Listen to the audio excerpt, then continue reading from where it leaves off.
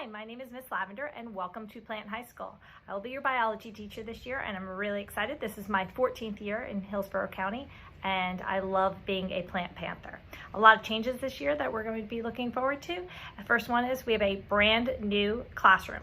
So those of you that may know me in the past, I had 8 different classroom homes a day and that is no longer. We have a brand new spot of our own and we're located in Portable B. So that is really exciting and a nice change where you can find me. Second thing is we'll be embracing technology this year. So most importantly through Canvas. So gone are the days of Edsby. Canvas is wonderful. Parents and students alike, you guys are going to love the access that we have through Canvas and how everything is embedded there. So we're going to be doing a lot with technology, both for our brick and mortar and for our e-learning. So no matter what the future holds. So please know that as we go forward that in biology we plan on keeping it fun, interesting, and engaging, and I look forward to seeing you guys really soon. Thanks so much. Bye-bye.